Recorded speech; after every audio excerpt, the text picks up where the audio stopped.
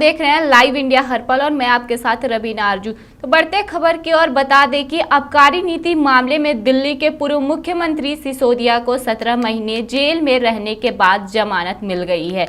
Supreme court ने मनीष सिसोदिया को जमानत दे दी है। इस मामले पर आदेश जस्टिस BR गवाई और जस्टिस KV विश्वनाथ की पीठ के 3 दिन पहले 6 अगस्त को ही सुरक्षित रख लिया था। मनीष सिसोदिया ने दिल्ली हाई कोर्ट के फैसले के खिलाफ सुप्रीम कोर्ट का रुख किया था। दरअसल हाई कोर्ट ने सिसोदिया की जमानत याचिका खारिज कर दी थी। आबकारी नीति के मामले में पिछले 17 महीनों से जेल में बंद दिल्ली के पूर्व डिप्टी CM सुप्रीम कोर्ट से बड़ी राहत मिली है। सर्वोच्च अदालत ने उन्हें आबकारी मामले में जमानत दे दी है। बता दें कि 3 दिन पहले ही SC ने इस मामले में अपना फैसला सुरक्षित रख लिया था। सुप्रीम कोर्ट ने आज अपना फैसला सुनाते हुए कहा, जमानत के मामले में हाई कोर्ट और ट्रायल कोर्ट सुरक्षित खेल खेल रहे हैं। सजा के तौर पर जमानत से इनकार नहीं किया जा सकता है। अब समय आ गया है कि अदालतें समझे कि जमानत एक नियम है और जेल एक अपवाद है। सर्वोच्च अदालत ने सिसोदिया को 3 शर्तों पर जमानत दी है। पहला ये है कि उन्हें 10 लाख रुपए का मुचलका भरना होगा। इसके अलावा उन्हें 2 जमानतदार पेश करने होंगे। वहीं तीसरी शर्त यह है कि वह अपना पासपोर्ट सरेंडर कर देंगे। इस दौरान अतिरिक्त सॉलिसिटर जनरल SV राजू ने आज सुप्रीम कोर्ट से अनुरोध किया है कि मनीष सिसोदिया को दिल्ली के मुख्यमंत्री कार्यालय में प्रवेश करने से रोक दिया जाए, लेकिन सुप्रीम कोर्ट ने बेंच ने कहा कि हम इसकी अनुमति नहीं दे सकते हैं। स्वतंत्रता का मामला हर दिन मायने रखता है। फैसले से पहले कार्यवाही के बारे में बताया। सुप्रीम कोर्ट ने अपना फैसला सुनाने से पहले जमानत को लेकर अब तक की गई कार्यवाही के बारे में बताया। उन्होंने कहा कि सिसोदिया को निचली अदालत फिर हाई कोर्ट जाने के लिए कहा गया था। अगर राहत नहीं मिलती है तो सुप्रीम कोर्ट आने के लिए भी कहा गया था। इसके बाद उन्होंने दोनों अदालत में याचिका दाखिल की थी। सुप्रीम कोर्ट ने कहा इस मामले में ट्रिपल टेस्ट आड़े नहीं आएगा क्योंकि यह मामला ट्रायल के शुरू होने में देरी लेकर है। निचली अदालत ने राइट टू स्पीडी ट्रायल को अनदेखा दिया है। मेरिट के आधार पर जमानत नहीं दी थी। ED की तरफ से कहा गया है कि इस मामले में अलग अलग आरोपियों की तरफ से कई याचिकाएं दाखिल की गई है। वहीं सिसोदिया ने जो अर्जियां दाखिल की है उसमें ज्यादातर अपनी पत्नी से मिलने या फाइल पर हस्ताक्षर करने के लिए थी। CBI मामले में 13 और ED मामले में 14 अर्जियां दाखिल की गई थी। मनीष सिसोदिया ने दिल्ली हाई कोर्ट के फैसले के खिलाफ सुप्रीम कोर्ट का रुख किया था। दरअसल हाई कोर्ट ने सिसोदिया की जमानत याचिका खारिज कर दी थी।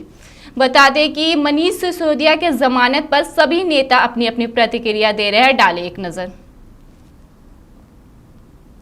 बहुत बड़ी राहत है आम आदमी पार्टी के लिए भी, दिल्ली के लोगों के लिए भी, एक एक कार्यकर्ता के लिए और खास तौर से अरविंद केजरीवाल और सत्येंद्र जैन जी के लिए भी अब न्याय का रास्ता जल्द ही खुलेगा।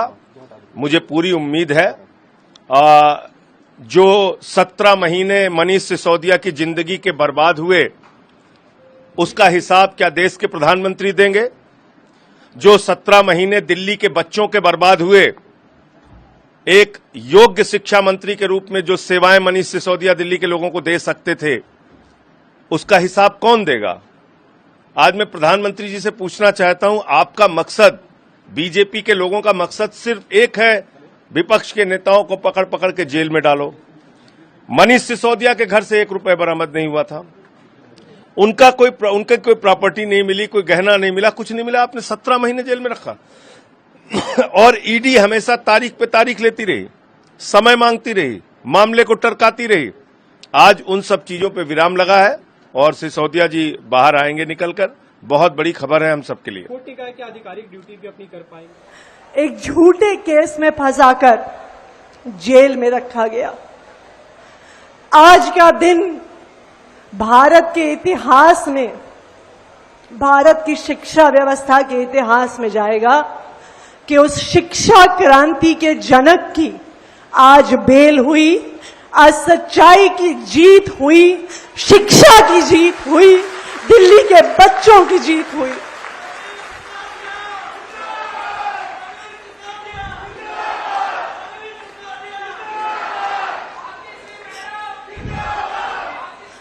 मनीष सिसोदिया जी,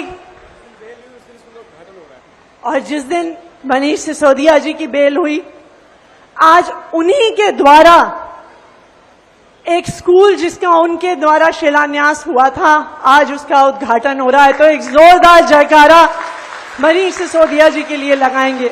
मनीष सिसोदिया, मनीष सिसोदिया, मनीष सिसोदिया। मुझे बहुत खुशी है कि मनीष सिसोदिया जी को बेल मिली है और मैं अब आशा करती हूँ कि दिल्ली सरकार को वो लीड करेंगे और अच्छे से काम करेंगे। इस खबर में मेरे साथ इतना ही। फिलहाल दीजिए इजाजत, देखते रहिए लाइव इंडिया हर्पल। नमस्कार।